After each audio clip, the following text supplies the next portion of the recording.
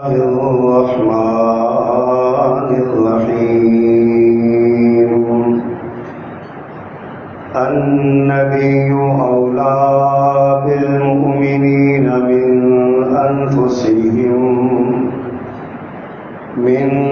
أنفسهم وأزواجه أمهاتهم صدق الله العظيم.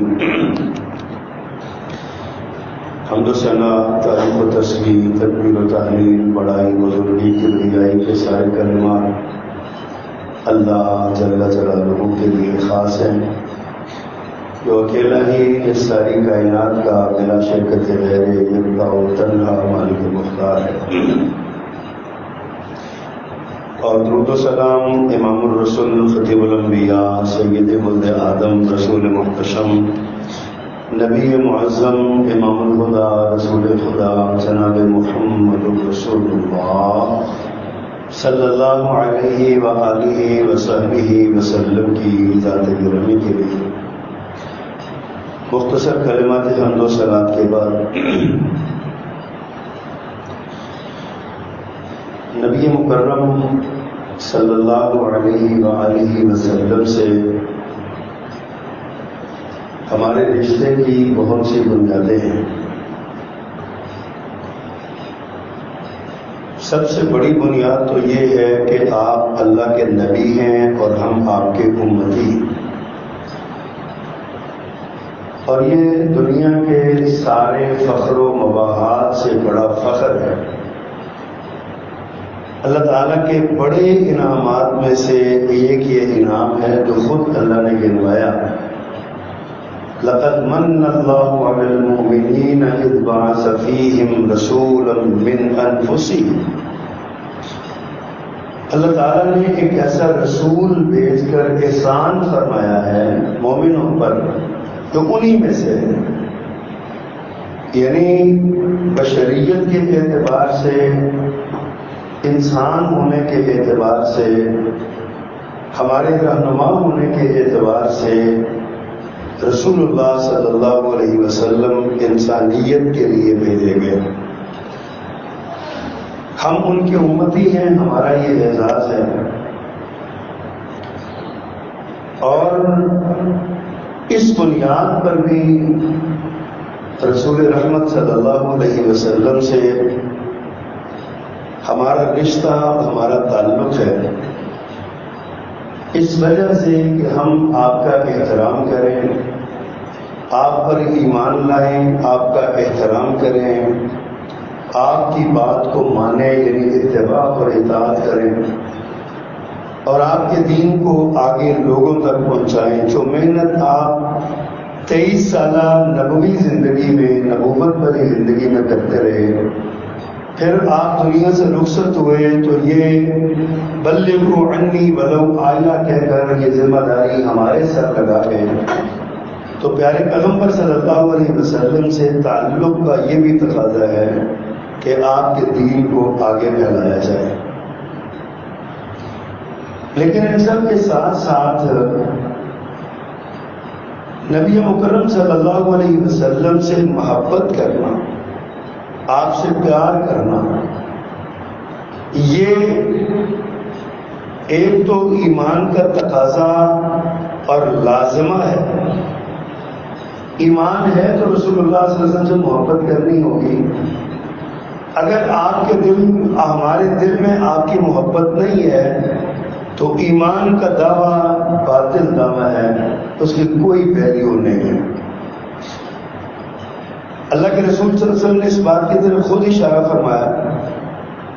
فرمایا لا یؤمن احدکم حتی اکون احب الیہ من والدہ وولدہ والناس اجمعین. فرمایا تم میں سے کوئی اس وقت تک مومن ہو ہی نہیں سکتا جب تک کہ میں محمد صلی اللہ علیہ وسلم اسے، اس کے والدین، اس کی اولاد اور پوری انسانیت سے زیادہ پیارا نہ ہو جاؤں. جو بندہ اپنی اولاد کو رسول اللہ پر ترجیح دے، اپنی ذات کو اللہ کے رسول پر فوقیت دے، اپنے والدین کی عزت رسول اللہ صلی اللہ علیہ وسلم سے زیادہ کرے یا دنیا میں بسنے والے کسی بھی انسان کی عزت رسول اللہ صلی اللہ علیہ وسلم کی عزت کے مقابلے میں زیادہ سمجھے تو بے جھجک اور بے دھڑک کہہ لیجیے کہ اس شخص کے اندر ایمان نہیں ہے، ایمان ہی نہیں ہے اس کے اندر۔ ایمان کا لازمہ اور ایمان کا بنیادی تقاضا یہ ہے کہ رسول اللہ صلی اللہ علیہ وسلم سے اپنی جان سے بڑھ کر، اپنے مال سے بڑھ کر، اپنی اولاد سے بڑھ کر، اپنے والدین سے بڑھ کر اور جمیع انسانیت سے بڑھ کر اللہ کے رسول سے زیادہ محبت کی جائے۔ قرآن کریم کی جو آیت میں نے پڑھی اس میں النبی اولا بالمؤمنین من انفسہم، اللہ سبحانہ و تعالیٰ نے فرمایا، یہ سورت الاحزاب کی آیت ہے، 21واں پارہ ہے اور 6 آیت ہے۔ فرمایا النبی اولا بالمؤمنین من انفسہم، نبی مومنوں کو ان کی جانوں سے بھی زیادہ قریب ہے۔ کیا مطلب ہے کہ ایک مومن کو اپنی جان اتنی پیاری نہیں جتنی رسول اللہ صلی اللہ علیہ وسلم کی جان پیاری ہے۔ آپ نے غزوے کے لیے اعلان کیا، ایک ماں اپنے دودھ پیتے بچے کو 2 سال پونے 2 سال کے بچے کو لے کے آ گئی، اللہ کے پیغمبر جہاد کے لیے قبول فرمائیے۔ آپ حیران ہوئے، فرمایا بی بی میں جنگ میں جا رہا ہوں، میں اس کو سنبھالوں گا کہ جب لڑائی کریں گے تلوار چلائیں گے، کیا کریں گے؟ قربان جاؤں صحابیہ کے ایمان پر۔ عرض کرنے لگی اللہ کے پیغمبر میں نے گھر کا کونا کونا چھان مارا ہے، مجھے گھر میں کوئی چیز ایسی نہیں ملی جو آپ کی خدمت میں پیش کر سکوں، جو میدان جنگ میں آپ کے کام آ سکے۔ میں یہ بچہ یہ لائی ہوں، خدا نخواستہ اس لیے نہیں لائی کہ آپ اس کی حفاظت کریں، اس لیے لائی ہوں کہ دشمن کا کوئی تیر آپ کی طرف آئے تو میرے بچے کو آگے کر دیجیے گا، دشمن کا تیر میرے بچے کو لگے گا، میرا بچہ شہید ہو جائے گا، آپ کی جان بچ جائے گی، میں شہداء کی ماؤں میں کیا مدد کر ہوتا ہوں۔ النبی اولا بالمؤمنین من انفسہم، نبی مومنوں سے ان کی جانوں سے بھی زیادہ قریب ہے۔ یہی وجہ ہے کہ صحابہ کرام رضوان اللہ علیہم اجمعین نے آپ کی ذات پر، آپ کے فرمان پر، آپ کی جان پر اپنی جانیں قربان ہی نہیں کی، فخر سمجھا اس پر۔ اس لیے نبی کریم صلی اللہ علیہ وسلم کی محبت جو ہے یہ ہمیں ہماری جانوں سے بھی زیادہ، ہمارے والدین سے بھی زیادہ، ہمارے اولادوں سے بھی زیادہ ہمیں اپنی نبی کی محبت ہونی چاہیے۔ اور اس کے ساتھ ساتھ آپ کی محبت فطرت کا بھی تقاضا ہے۔ انسان کی عادت اور فطرت جو ہوتی ہے یہ ایک تو ہے نا ایمانی تقاضا ہے، ایمان کا حکم آ گیا محبت کرنی ہے تو کریں۔ ایمان سے ہٹ کر بھی ہم تاریخ جب کتابیں پڑھتے ہیں ہم دیکھتے ہیں یہودیوں نے، عیسائیوں نے، ہندوؤں نے رسول اللہ صلی اللہ علیہ وسلم کی عظمت پر کتابیں لکھی، شاعری کی ہے، سیرت کی کتابیں لکھی۔ مائیکل ہارٹ نے دی 100 کے نام سے جو کتاب لکھی اس میں ٹاپ آف دی لسٹ اس نے محمد رسول اللہ کا نام لکھا صلی اللہ علیہ وسلم۔ عیسائی مصنف ہے، عیسائی کو آپ دیکھیں سب سے زیادہ اس نے حضرت عیسیٰ علیہ السلام کا نام بھی نہیں لکھا، حضرت موسیٰ کا بھی نہیں لکھا علیہ السلام، ٹاپ آف دی لسٹ جناب محمد رسول اللہ کا نام لکھا صلی اللہ علیہ وسلم۔ پوچھنے والوں نے پوچھا کہ مائیکل تم خود عیسائی ہو، عیسیٰ کے ماننے والے ہو، عیسیٰ اللہ کے نبی تھے اور اللہ کے پیغمبر تھے، اللہ نے آپ پر کتاب بھی نازل کی، ان کی صفات اور عظمت مسلمان بھی ان کو مانتے ہیں، لیکن تم نے اپنی کتاب کے سب سے اوپر محمد مسلمانوں کے نبی کا نام کیوں لکھا صلی اللہ علیہ وسلم؟ مائیکل ہارٹ نے کہا میں نے جتنا مطالعہ کیا ہے نا، مجھے ساری کائنات میں وہی ایک شخص کامیاب نظر آیا ہے جو دین اور دنیا دونوں لیولز پر، دونوں کے اعتبار سے جو کامیاب ہوا ہے، مجھے صرف وہی محمد نظر آیا ہے صلی اللہ علیہ وسلم، اس لیے میں نے اس کو رکھا۔ آپ جتنے مسلم ہیں ان کی تاریخ پڑھ کے دیکھ لیجیے، ان میں دو چیزیں آپ کو بہت نمایاں نظر آئیں گی. ایک تو قرآن کی حقانیت اور قرآن کی کشش ان کو ایمان میں لائی، اور ایک رسول اللہ صلی اللہ علیہ وسلم کی سیرت ان کو کشش میں لائی. ان کے لیے باعث کشش ہوئی اسلام کے اندر ان کو. کیوں؟ رسول اللہ صلی اللہ علیہ وسلم کی محبت اللہ نے انسان کی رگوں میں اتاری دی. انسانیت آپ سے محبت کرتی ہے، کوئی مانے یا نہ مانے. حضرت حمزہ رضی اللہ تعالیٰ عنہ سید الشہداء ہیں، آزاد منش آدمی تھے، پائل کرتے رہتے تھے، کبھی کوئی پرواہ نہیں کہ مکہ میں کیا ہو رہا ہے. یہ آپ کو پتا تھا کہ میرے بھتیجے نے اور میرے رضائی بھائی نے، میرے دوست نے اسلام کا اعلان کیا ہوگا. کون سی چیز تھی جو جناب حمزہ کو پیارے پیغمبر کرموں میں لے گئی؟ وہ فطری محبت رسول اللہ صلی اللہ علیہ وسلم. جب آپ کی خادمہ نے آپ کو تانا دیا، باہر سے آئے تھے اور اس نے دیکھا بڑا چودھری جو بڑا کوہانا کرنا، شکار کرنا، بڑا شکاری ہے. کاش کے عادت اللہ زندہ ہوتا تو میں دیکھتی کہ کون اس کے بیٹے کی طرف ہاتھ اٹھاتا ہے. حضرت حمزہ کے دل پہ کھونسا لگا. اسے لگے کیا ہوا؟ کہا تیرے بھتیجے کو ابو جہل نے مارا ہے اور اس کے سر سے خون نکلا ہے، اس کو کمان ماری ہے. اللہ اکبر. حضرت حمزہ وہیں سے گھر جانے کی بجائے بیت اللہ کی طرف آئے. ابو جہل وہاں بیٹھا ہوا تھا، بڑے زور سے آ کے اس کو بولے بھی اور کمان ماری، اس کے سر پہ خون نکالا. اور ساتھ ہی کہا تم کیا سمجھتے ہو کہ محمد یتیم ہے تو اس کا کوئی سانے آ کوئی نہیں صلی اللہ علیہ وسلم. آج کے بعد کسی نے اس کی طرف انگلی اٹھائی تو انگلی کاٹ دوں گا، نظر اٹھائی تو نظر نکال دوں گا.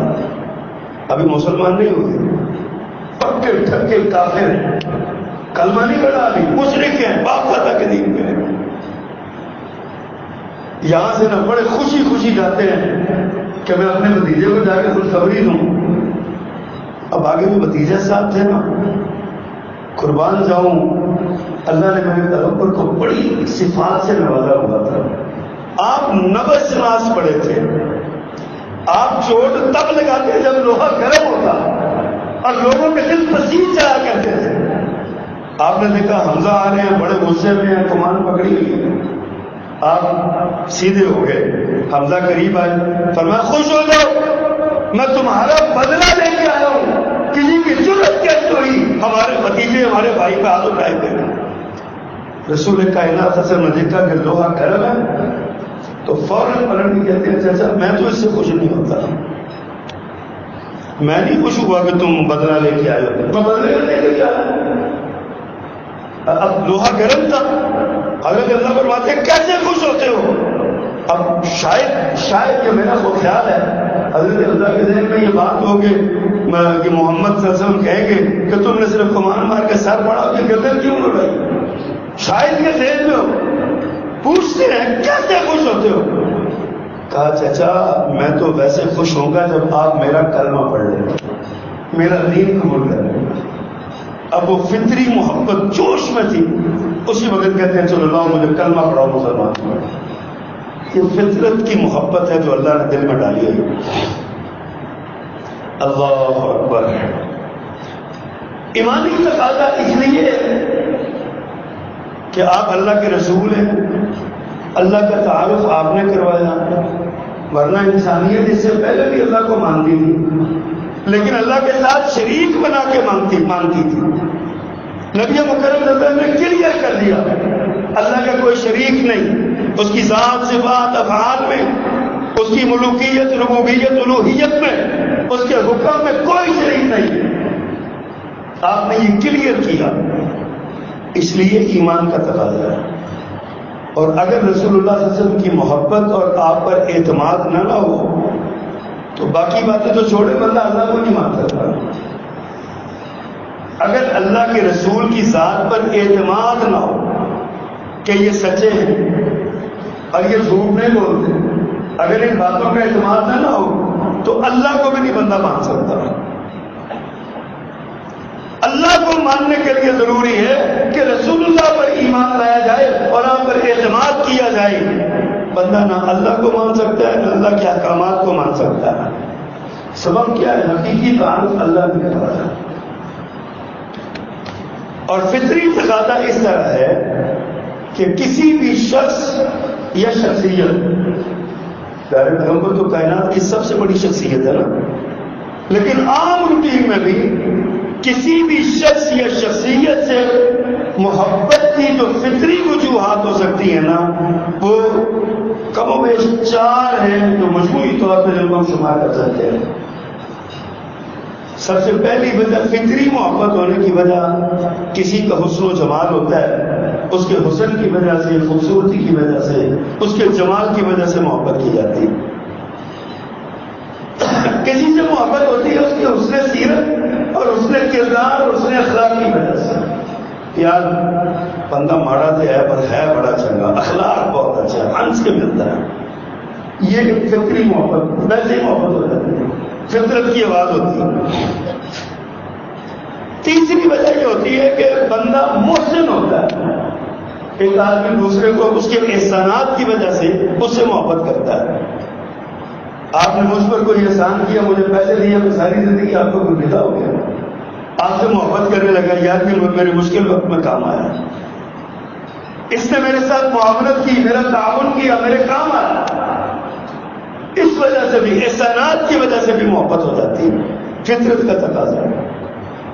اور ایک فطرت کا تقاضا یہ ہے کہ محبت کے جواب میں محبت کی جاتی ہے. آپ کس سے محبت کرتے ہیں؟ لوگ پوچھتے ہیں یار بڑی محبت ہے ذرا، ہم کہتے ہیں یار وہ نہ آپ بڑی محبت کرتے ہیں. جب ملتا ہوں محبت سے ملتا ہے، اس کی محبت ہی اتنی ہے کہ مجھے بھی اس سے محبت ہو گئی. یہ 4 بڑی بڑی وجوہات ہیں کسی شخصیت سے محبت کی. نبی کریم صلی اللہ علیہ وسلم کے 4 وجوہات پر 100% پورا اترتے ہیں. آپ کا حسن و جمال دیکھنا ہو تو آپ حسن ظاہری اور حسن باطنی کے پیکر تھے. جس طرح آپ کا چہرہ روشن تھا، اس طرح آپ کا دل بھی شفاف تھا، صاف ستھرا، اندر سے بھی پاک، باہر سے بھی پاک، اندر سے بھی روشن، باہر سے بھی روشن، اندر سے بھی خوبصورت، باہر سے بھی خوبصورت. آپ کا چہرہ جتنا خوبصورت اتنا دل آپ کا خوبصورت. یہ رسول اللہ صلی اللہ علیہ وسلم کی صفت. اللہ اکبر. وہ شاعر نے کہا تیری صورت سے عالم میں بہاروں کو سوار، تیری صورت سے عالم میں بہاروں کو سوار، تیری سیرت کے سوا اس دنیا میں رکھا کیا ہے؟ تیری سیرت کے سوا دنیا میں رکھا کیا ہے؟ صورت دیکھتے ہیں تو سب سے اعلیٰ دیکھنے والی مائی آتی ہے، کہتی ہے واللہ قسم بخدا یہ جھوٹے کا چہرہ نہیں ہو سکتا ہے. اور جو سیرت دیکھتا ہے وہ آپ پہ فدا ہو جاتا ہے، سیرت دیکھ کے فدا ہو جاتا ہے. کیا بتاؤں، ورنہ تیری صورت سے عالم میں پہاڑوں کو سوار، تیری سیرت کے سوا دنیا میں رکھا کیا ہے؟ یہ میرے پیغمبر صلی اللہ علیہ وسلم کی سیرت، آپ کا حسن و جمال. حضرت براء بن عازب رضی اللہ تعالیٰ فرماتے ہیں کان رسول اللہ صلی اللہ علیہ وسلم احسن الناس وجہا واحسنہ خلقا. حضرت براء فرماتے ہیں اللہ کے رسول سارے انسانوں سے زیادہ خوبصورت تھے اور آپ کا اخلاق سب سے زیادہ حسین تھا. حسن و جمال کے پیکر تھے آپ. حضرت انس رضی اللہ تعالیٰ عنہ کی روایت ہے، فرماتے ہیں ما رأیت احسن من رسول اللہ صلی اللہ علیہ وسلم کأن الشمس تجری فی وجہہ. فرمایا میں نے ساری زندگی رسول اللہ سے زیادہ چہرہ پیارا نہیں دیکھا، ایسا لگتا تھا جیسے آپ کے رخساروں میں سورج چمک رہا ہے، اتنے پیارے. اور ایک دوسری روایت میں اللہ اکبر کان کأن الشمس تجری فی جبہتہ، آپ کی پیشانی میں سورج چمک رہا تھا، سورج چل رہا ہوتا ہے، ایسے آپ کو سینوں جمیل جیسے خوبصورت. اللہ اکبر. حضرت کعب بن مالک رضی اللہ تعالیٰ عنہ صحابی رسول میرے پیغمبر کی خدمت گزار آپ کے حسن کا ذکر کرتے ہوئے کہتے ہیں میرے آقا جب مسکراتے تھے نا، ہنستے تھے تو ایسے لگتا تھا جیسے 14ویں کا چاند دمک رہا ہے، 14ویں کا چاند دمک رہا ہے۔ کیا خوبصورت توجیحات دی ہیں صحابہ کرام رضوان اللہ علیہ مجمعین نے۔ حضرت انس رضی اللہ تعالیٰ بھی فرماتے ہیں، یہ وہ انس ہے جو کہتے ہیں میں نے 10 سال اللہ کے رسول کی خدمت کی، پیارے پیغمبر نے کبھی مجھے جھڑکا نہیں، کبھی مجھے وہ کیا نہیں بلایا، کبھی مجھے یہ نہیں کہا یہ کیوں کیا اور یہ کیوں نہیں کیا۔ یہ بیان کرتے ہیں، فرماتے ہیں کہ نبی صلی اللہ علیہ وسلم سے ہاتھ ملاتے تھے تو آپ کی ہتھیلیاں ریشم سے زیادہ نرم ہوتی تھی۔ ہاتھ ملانے والا پیارے پیغمبر کا ہاتھ چھوڑتا ہی نہیں تھا، دل نہیں چاہتا تھا۔ اور خود رسول اللہ صلی اللہ علیہ وسلم بھی اپنے کارکنان اور اپنے مومنین اور اپنے ساتھیوں کا ہاتھ نہیں چھوڑا کرتے تھے۔ میرے پیغمبر کی سنت یہ ہے جب آپ ہاتھ ملاتے تو تب تک ہاتھ ڈھیلا نہیں کرتے تب تک اگلا نہ ہاتھ چھوڑا، اور جو سلام لینے والا وہ ادب کے ساتھ پیچھے ہٹنے کی کوشش کرتا تھا کہ پیارے پیغمبر کے ساتھ کوئی گستاخی نہ ہو۔ آپ ہاتھ ملاتے تھے۔ حضرت انس فرماتے ہیں کہ ریشم کے کپڑے میں بھی اتنی نرمی نہیں تھی جتنی رسول اللہ صلی اللہ علیہ وسلم کے ہاتھوں میں نرمی تھی۔ اور فرماتے ہیں کہ آپ کے جسم، آپ کے پسینے کی خوشبو، جسم کی خوشبو کسی عنبر و کستوری کی خوشبو سے بھی زیادہ تھی۔ دنیا جہان کے عنبر و کستوری کو اکٹھا کیا جائے تو میرے آقا کے پسینے کے ایک قطرے کی خوشبو کا مقابلہ نہیں کر سکتا۔ صحابہ کرام کہتے ہیں جب ہم مدینہ میں آتے نا تو پوچھتے اللہ کے پیغمبر کدھر ہے، تو سوال جس سے سوال کیا جاتا ہے نا وہ ایک لمبی سی سانس کھینچتا اور کہتا ہے ادھر کو ہے۔ آپ کو کیسے پتا چلا؟ وہ کہتا میں دیکھتا کہ خوشبو کدھر سے آ رہی ہے، میرے آقا جدھر کو ہوتے ادھر سے خوشبو آ رہی ہے۔ اگر حسن و جمال کی وجہ سے محبت کرنی ہے تو محمد الرسول اللہ سے بڑھ کر حسین ہے کون اس کائنات صلی اللہ علیہ وسلم۔ حضرت عائشہ رضی اللہ عنہ فرماتی ہیں مصر کی عورتوں نے حضرت یوسف کا حسن دیکھا، جن کے بارے میں یہ کہا جاتا ہے کہ دنیا کا نصف حسن حضرت یوسف کو دیا گیا علیہ الصلوۃ والتسلیم، اللہ کے عظیم اور جلیل القدر پیغمبر، دنیا کا نصف حسن دیا گیا۔ ماں جی عائشہ فرماتی ہیں اگر وہ مصر کی عورتیں میرے پیغمبر میرے یوسف کو دیکھ لیتی نا تو وہ چھریاں انگلیوں کی بجائے کلیجوں میں اتار دیتی۔ مبہوت کر دینے والا حسن، حیران کر دینے والا حسن، فدا کر دینے والا حسن میرے آقا کو اللہ سبحانہ و تعالیٰ نے عطا فرمایا۔ حسن کی وجہ سے محبت کرنی ہے تو محمد الرسول اللہ سے بڑھ کر حسین کوئی نہیں صلی اللہ علیہ وسلم، کہ آپ سے محبت کیجیے۔ اور اگر کسی کے سیرت و کردار کو دیکھنا ہے، اس کے اخلاق کو دیکھنا ہے تو محمد الرسول اللہ سے سب سے بڑا حسن اخلاق کا پیکر تو لائے، جن کے بارے میں خود اللہ نے فرمایا وَإِنَّكَ لَعَلَىٰ خُلُقٍ عَظِيمٍ، بے شک آپ تو بلند تر اخلاق کے مالک ہیں، اونچے عظیم اور اعلیٰ اخلاق کے مالک ہیں۔ جو جن کا کردار یہ تھا زندگی کے 40 برس گزارنے کے بعد مکہ والوں کے سامنے کھڑے ہوئے اور کہتے ہیں فَقَدْ لَبِثْتُ فِيكُمْ عُمُرًا مِّن قَبْلِهِ، میری ذات پہ کو لگاؤ الزام، میری زندگی کی سفید چادر پہ کو لگاؤ داغ، میری کو کمزوری بیان کرو، میرے کردار پہ انگلی اٹھاؤ۔ لَقَدْ لَبِثْتُ فِيكُمْ عُمُرًا مِّن قَبْلِهِ، پچھلی ساری زندگی میں نے تمہارے درمیان گزاری ہے، لگاؤ مجھ پر کوئی الزام۔ الفضل ما شہدت بہ الاعداء، عربی کا محاورہ گواہی وہ ہوتی ہے، فضیلت وہ ہوتی ہے جس کی گواہی دشمن دے۔ میرے آقا نے فرمایا میں نے زندگی گزاری ہے، لاؤ میری زندگی کے پہ کو داغ لگاؤ، میرے سیرت و کردار پہ کوئی چیزہ دکھاؤ۔ اتنا بڑا چیلنج کائنات میں محمد کے سوا کوئی کر ہی نہیں سکتا صلی اللہ علیہ وسلم. آپ کے سوا کوئی کر ہی نہیں سکتا, کوئی کہہ ہی نہیں سکتا, کوئی بات ہی نہیں کر سکتا. یہ صرف میرے نبی کا اعزاز ہے جو زندگی کے 40 برس کھلی کتاب کی طرح سامنے رکھ دے اور فرمائے کہ میں نے زندگی تمہارے دل میں گزاری ہے, آج تمہیں میری بات ماننے میں تردد ہے, تمہیں عقل نہیں ہے.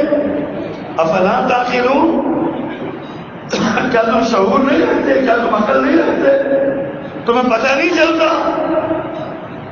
کہ میں کیا ہوں, میں کون ہوں. زندگی گزاری ہے تمہارے دل میں. اللہ اکبر. مولانا ظفر علی خان نے بڑی خوبصورت بات کہی. کہتے ہیں شایاں ہے کچھ تو سرور کونین کا لقب, نازا ہے تجھ پہ رحمت دارین کا خطاب, برسا ہے شرق و غرب پہ ابر کرم تیرا, آدم کی نسل پر تیرے احسان ہے بے حساب. حضرت آدم علیہ السلام کی ساری اولاد میرے پیغمبر کی احسانات تلے دبی ہوئی ہے, سونے نبی کے احسانات تلے دبی ہوئی, آپ کے سیرت و کردار کی غلامی کر رہی ہے. اللہ اکبر. یہ میرے پیغمبر کا سیرت تھا, کردار تھا, اخلاق تھا. آپ مہربان تھے, بہادر تھے, سچے تھے, وفادار تھے, نرم مزاج سے میل جول کرنے والے تھے. اور غالباً حضرت ابو ہریرہ رضی اللہ تعالیٰ کی یہ روایت ہے, آپ یہی صفات بیان کر کے کہتے ہیں آپ سب سے زیادہ مہربان, سب سے زیادہ بہادر, سب سے زیادہ سچے, سب سے زیادہ وفا کرنے والے, سب سے زیادہ نرم مزاج اور سب سے زیادہ میل جول میں محبت کرنے والے تھے.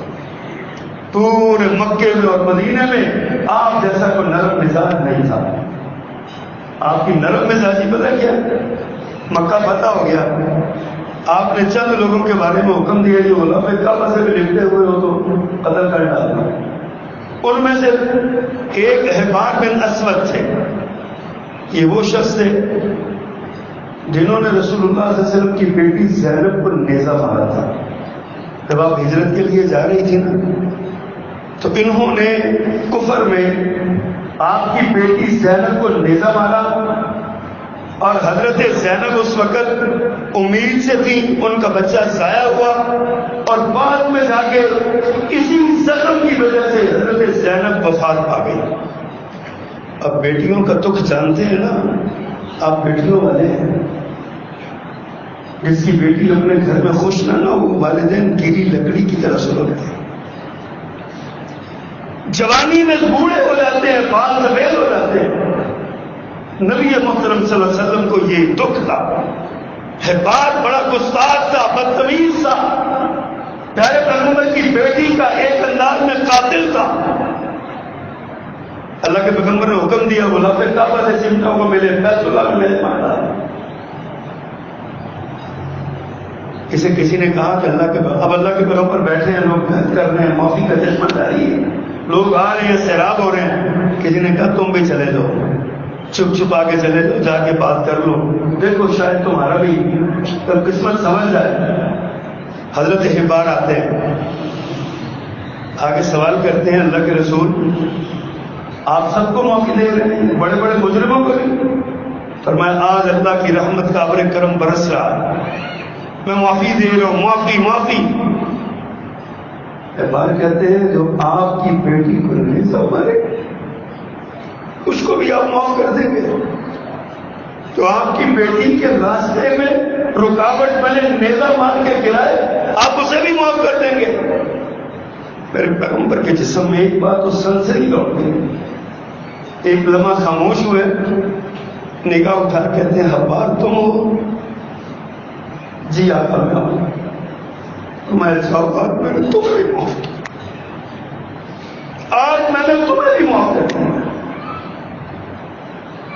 بیٹیوں کا دکھ سینے سے لگائے, جو معاف کر کے امت پر احسان کرے اسے محمد رسول اللہ کہتے ہیں صلی اللہ علیہ وسلم. اور ماننے کے لیے تمہارے پاس ہو, تمہیں کیا چاہیے؟ رسول اللہ صلی اللہ علیہ وسلم کو تم نے مانا, ڈھونڈتے ہو وجوہات ڈھونڈتے ہو ماننے کی، محبت کرنے کی، اس سے بڑی وجہ اور کیا ہو سکتی ہے؟ اللہ اکبر. ایک وجہ آپ کا محسن اعظم ہونا، محسن انسانیت ہونا، بلکہ محسن عالم ہونا. آپ جہانوں کی ساری مخلوقات کے لیے اللہ نے آپ کو رحمت بنا کے بھیجا.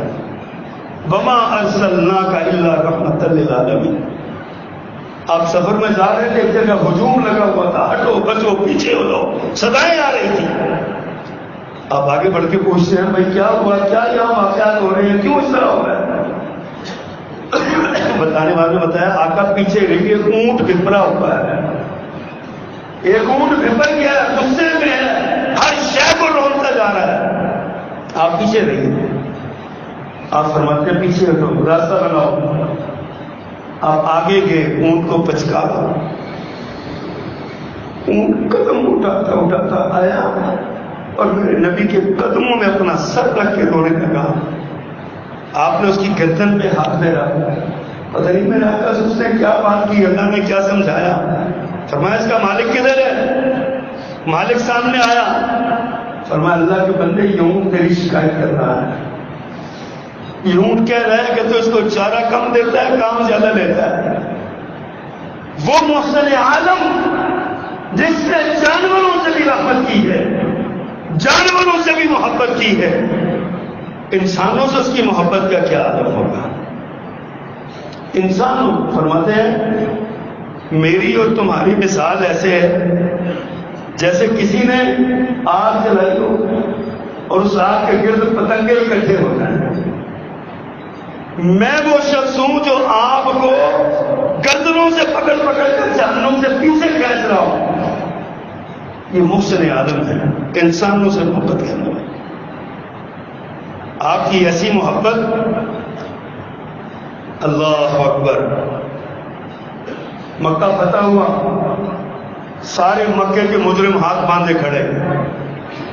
وہ بھی ہیں جنہوں نے راستے میں کانٹے بچھے، وہ بھی ہیں جنہوں نے جھوٹے الزام لگائے، وہ بھی ہیں جنہوں نے گروہ اثر میں کپڑا ڈالا، وہ بھی ہیں جو بدر، احد اور خندق کے میدان میں آئے. آج سارے کھڑے ہیں، مجرم بن کے کھڑے ہیں، اور میرا آقا اکیلا ہی الحمدللہ وحدہ نصر عبدہ وانجز وحدہ وحزم الاحزاب وحدہ. میرے اللہ کی تعریف و توصیف کا ترانہ گاتا ہوا اونٹنی پہ سوار آپ اتنے عاجزی اور انکساری کا پیکر کہ آپ کی پیشانی اونٹنی کے کوہان کو چھو رہی. کہہ رہے ہیں تعریفیں اللہ کے لیے. فتح اس اکیلے نے دی، اپنے بندے کی مدد کی، سارے لشکروں کو اکیلے نے شکست دی ہے، اس لیے تعریفیں اس کی. آپ یہ کہہ رہے ہیں سارے دشمن ہاتھ باندھے، مجرم سارے کھڑے. آپ سوال کرتے ہیں بتاؤ مجھ سے کیا توقع رکھتے ہو، کیا کہتے ہو مجھ سے، کیا امیدیں لگائے ہیں؟ سارے مل کے کہتے ہیں آقا انت الکریم وابن الکریم وابن الکریم. تو خود عزت والا، تیرا باپ بھی عزت والا، تیرا دادا بھی عزت والا، تیرا خاندان عزت والا. ہم تجھ سے رحمت کی، معافی کی امید رکھتے ہیں.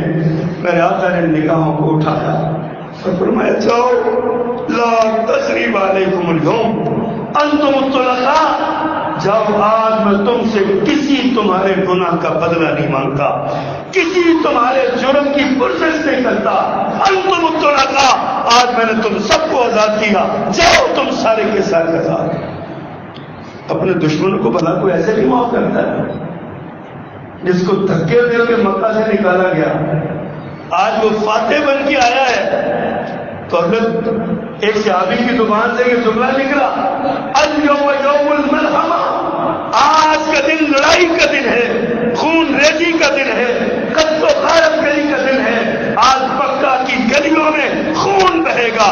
میرا کل فرمایا نہیں، الیوم یوم المرحمہ، آج کا دن رحمت کرنے کا دن ہے.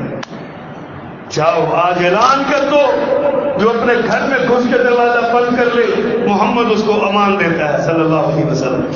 جو ہتھیار پھینک لے محمد اس کو امان دیتا ہے، جو بیت اللہ میں چلا جائے میری طرف اس کو امان ہے۔ میرے آقا نے امان کا عام اعلان کر دیا صلی اللہ علیہ وسلم۔ محبت کرنی ہے تو اس محسن انسانیت سے کیجیے، اس کے احسانات کا تقاضا ہے کہ اس سے محبت کیجیے اور بے لوث اور بے خوف محبت کیجیے، محبت کیجیے،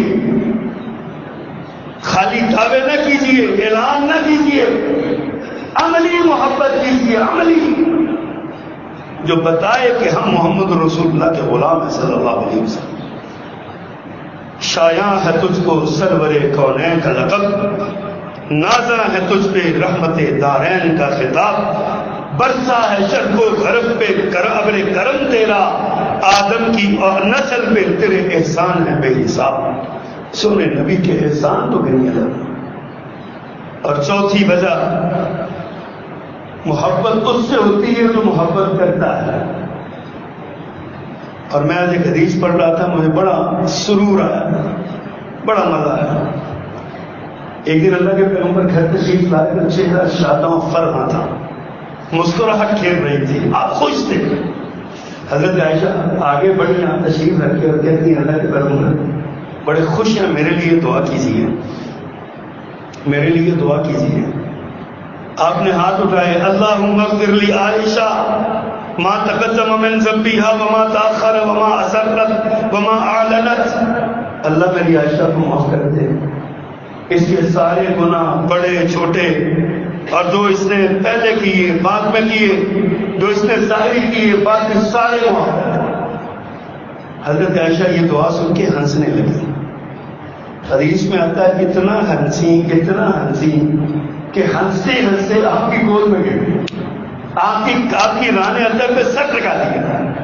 بیوی تھی نا، محبت بری، ایک لمحہ تھا، ہنستے ہنستے فرمایا عائشہ بڑی خوش ہو گئی ہو؟ خیر ہے، کیوں خوش ہوئی ہو؟ میں نے تم سے تمہارے لیے دعا کی ہے اس لیے خوش ہوئی ہو؟ حضرات جملہ دل پہ ہاتھ رکھ کے سنیے گا۔ آپ فرماتے ہیں عائشہ تو اس لیے خوش ہوئی میں نے تیرے لیے دعا کی ہے؟ حضرت عائشہ فرماتی ہے جی اللہ کے پیغمبر اسی لیے آپ نے میرے لیے دعا کی میں خوش ہو گئی۔ فرمایا عائشہ اللہ کی قسم میں نماز میں اپنی امت کے لیے یہ دعا کرتا ہوں، اور نماز میں اللہ کی قسم اپنی امت کے لیے یہ دعا کرتا ہوں۔ یارو کو اتنا مہربان نبی، میرے نبی کی حدیثیں تو ساری بڑی باکمال ہیں، جو جملہ آپ کی زبان سے نکلا وہ کمال ہی کمال ہے، لیکن ایک حدیث اللہ اکبر کی آپ کی محبت کی دلیل ہے ہم سے۔ آپ فرماتے ہیں کہ اللہ تعالیٰ نے ہر نبی کو ایک دعا کا اختیار دیا، ہر نبی کو ایک دعا کا اختیار دیا، جو مانگو گے پورا ہو جائے گا۔ آپ فرماتے ہیں کہ میں نے اس دعا کو اپنی امت کے لیے روز قیامت کے لیے چھوڑ دیا۔ اور فرماتے دیکھیے ذرا کتنے مشکل حالات میرے پیغمبر پہ آئے، مکہ سے نکالا گیا، کس قسم پرسی کے عالم میں نکلے، بدر ہوا، احد ہوا۔ بدر میں پتہ ہے کیا حالت تھی؟ اتنا روئے، ہم اتنا روئے، حضرت ابوبکر صدیق نے کہا اللہ کے پیغمبر آپ کی یہ حالت دیکھی نہیں جاتی، دعا کی مدد کر دیجیے، اللہ مدد کرے گا، چھوڑیے دعا کو۔ ایسی حالت ہوئی میرے پیغمبر صلی اللہ علیہ وسلم کی، غزوہ خندق میں، حنین میں، کیسی مشکلات آئیں، لیکن میرے آقا نے میرے اور آپ سے محبت کی انتہا کر دی۔ ان مشکل حالات میں بھی وہ خاص دعا رب کے سامنے نہیں رکھی، مشکلات برداشت کی، تنگیاں برداشت کی، مشکلات کو برداشت کیا، لیکن اللہ کے سامنے یہ نہیں کہا وہ تو میری دعا ہے نا میں وہ کرتا ہوں پوری کر دے۔ آپ نے قیامت کے لیے رکھ دی۔ قیامت کے دن جب ہم سارے اللہ کے حضور پیش ہوں گے، میرا رب ہمیں نبی کے پاس بھیجے گا اور نبی سجدے میں سر رکھ کے کہیں گے اللہ میری امت کو معاف کر دے، اللہ میری امت کو معاف کر دے، اور پھر اللہ معاف کر دیں گے۔ اللہ اکبر۔ آپ دیکھیے تو صحیح، غور تو کیجیے ذرا، نبی مکرم صلی اللہ علیہ وسلم کی محبت ہم سے، اور بدلے میں ہماری محبت کیا ہے؟ میں نے عرض کیا محبت کی 4 وجوہات کسی کا حسن و حسین و جمیل ہونا، کسی کا بااخلاق اور باکردار ہونا، کسی کا احسان مند ہونا، اس کا احسان ہونا اس پر بندے پہ، یہ وجہ محبت کی. اور یہ کہ وجہ خود محبت، وہ ہم سے محبت کرے تو بندے ہم سے محبت کرے. ان چاروں وجوہات میں کامل اور اکمل طور پہ اگر کوئی پورا اترتا ہے تو محمد رسول اللہ کے سوا کون ہے صلی اللہ علیہ وسلم؟ کون ہے جو آپ سے بڑھ کر حسین و جمیل ہو سکتا ہے؟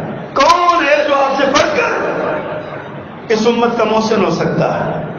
کون ہے جو آپ سے بڑھ کر ہم سے محبت کر سکتا ہے؟ کون ہے جو سیرت و کردار میں کسی دوسرے سے بڑھ کر ہو سکتا ہے؟ رسول اللہ صلی اللہ علیہ وسلم سے زیادہ ہو سکتا ہے؟ بتائیے تو صحیح. اگر ساری صفات آپ میں ہے تو پھر محبت کے قابل اور لائق بھی صرف آپ ہیں. لیکن یہاں میں عقیدے کی بات آپ سے کروں. آپ کی محبت کائنات کی ہر چیز سے فائق تر ہونی چاہیے، لیکن آپ کی محبت اللہ کی محبت کے تابع ہونی چاہیے.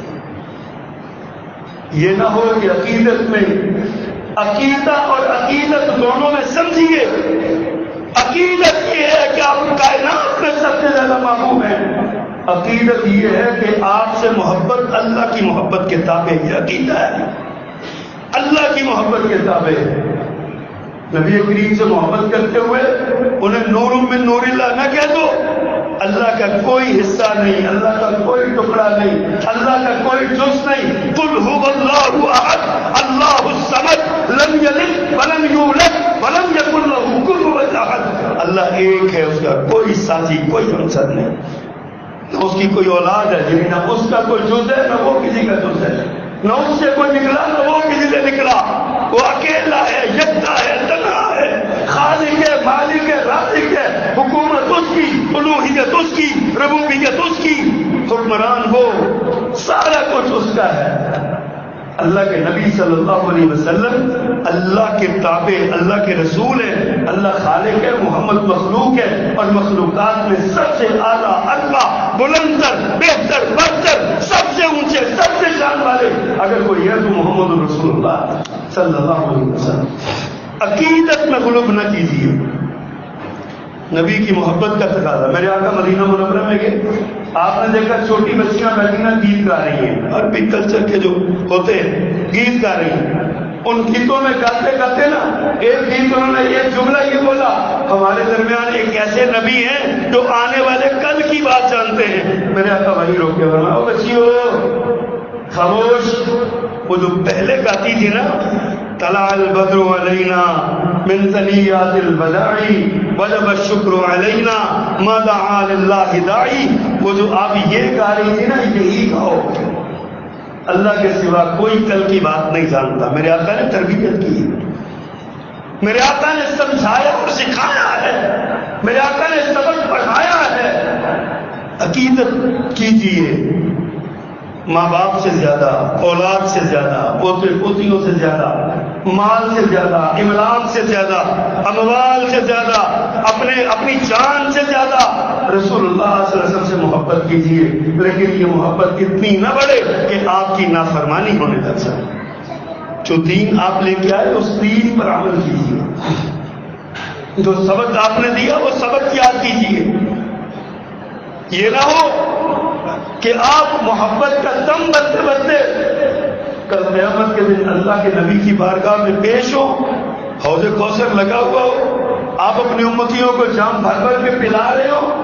ایک آپ نے حدیث میں آپ کا فرمان ہے، ایک امت آئے گی، ایک بڑا گروہ آئے گا، ان کے پانچوں کلیان چمک رہے ہوں گے. وضو کے اعضاء، ہاتھ اور چہرہ اور پاؤں، دو ہاتھ دو پاؤں چہرہ چمک رہے ہوں گے. آپ دیکھ کے خوش ہو جائیں گے میری امت آئے گی. اچانک درمیان میں دیوار کر دی جائے گی. میرے آقا تڑپ اٹھیں گے، یہ میری امت ہے. جواب ملے گا کہ اللہ کے پیغمبر یہ آپ کی امتی نہیں ہے، آپ کو علم نہیں، انہوں نے آپ کے بعد آپ کے دین کو بگاڑ دیا، آپ کی تعلیمات کو تبدیل کر دیا، آپ کے دین کو بدل دیا. یہ آپ کے امتی نہیں ہے. یہ سنت کی جگہ بدعت کو پروموٹ کرتے تھے، یہ توحید کی جگہ شرک کو پھیلاتے تھے. آپ آپ کے امتی نہیں ہیں۔ رحیم و کریم نبی کو جب یہ پتہ چلے گا نا تو آپ کی زبان سے ایک جملہ نکلے گا، سحقن سحقن لمن غیر بعدی، ان کو دور کر دو، ان کو تباہ کر دو، مجھ سے دور لے جاؤ، ان کا جرم یہ ہے کہ انہوں نے میرے بعد میرے دین کو بدلا ہے۔ محبت کا تقاضا یہ ہے کہ اللہ کے دین پر، اللہ کے نبی کی تعلیمات پر، اللہ کے نبی کے لائے ہوئے شریعت پر منوعاً عمل کیا جائے، جیسے آپ نے حکم دیا ویسے کیا جائے۔ یہ نہیں ہے کہ آپ کے حکم سے آگے بڑھ کے آپ نے ساری زندگی کمکما نہیں لگایا، ہم محبت میں کمکمے لگانے لگ جائیں۔ آپ نے ساری زندگی اپنی ولادت کا جشن نہیں منایا، ہم آپ کی ولادت کو جشن کے طور پر منانے لگ جائیں۔ نہ آپ نے منایا، نہ آپ کے کسی صحابی نے منایا۔ آج ہم سمجھتے ہیں شاید ابو بکر صدیق کو ہم سے کم محبت تھی، ہمیں ابو بکر صدیق سے زیادہ محبت ہے، ہمیں عمر سے زیادہ محبت ہے، ہمیں عثمان و علی سے زیادہ محبت ہے، رضوان اللہ علیہم اجمعین، ہمیں عائشہ سے زیادہ محبت ہے، حفصہ سے زیادہ محبت ہے، ہمیں جویریہ سے زیادہ محبت ہے، ہمیں ماریہ قبطیہ سے زیادہ محبت ہے، رضی اللہ عنہن۔ کیا ہمیں حسنین سے زیادہ محبت ہے، ہمیں فاطمہ سے زیادہ محبت ہے؟ ہم سمجھتے نہیں جو کام انہوں نے نہیں کیا ہم نے وہ کرنا ہے کیونکہ ہمیں محبت ہے۔ میرے آقا نے فرمایا ایسا نہیں ہونا چاہیے۔ قل هل ننبئكم بالاخسرين اعمالا الذين ضل سعيهم في الحياة الدنيا وهم يحسبون انهم يحسنون صنعا۔ 15واں پارہ پڑھ کے دیکھیے میرے اللہ نے کیا فرمایا۔ کیا میں تمہیں ایسے لوگوں کے بارے میں نہ بتاؤں جو اعمال کے لحاظ سے خسارے کا شکار ہو گئے، عمل ان کے بڑے ہیں لیکن قیامت کے دن ان کے ترازو ہی نہیں لگایا جائے گا، سب اعمال ایک پھونک مار کے اڑا دیے جائیں گے۔ ایسا عمل نہیں ہونا چاہیے۔ محبت کیجیے، محبت کے بغیر ایمان نہیں ہے، محبت کے بغیر اسلام قبول نہیں ہے، محبت نبوی کے بغیر نماز روزہ زکات حج کچھ بھی قبول نہیں ہے۔ محبت کرنی ہے، کیے بغیر چارہ نہیں ہے، ایمان کا تقاضا ہے، فطرت کا تقاضا، محبت کیجیے لیکن محبت میں غلو نہیں جائز ہے۔ اللہ ہمیں سمجھ عطا فرمائے، قرآن و سنت کے مطابق زندگی گزارنے والا بنائے۔ اقول قولی ھذا واستغفر اللہ لی ولکم ولسائر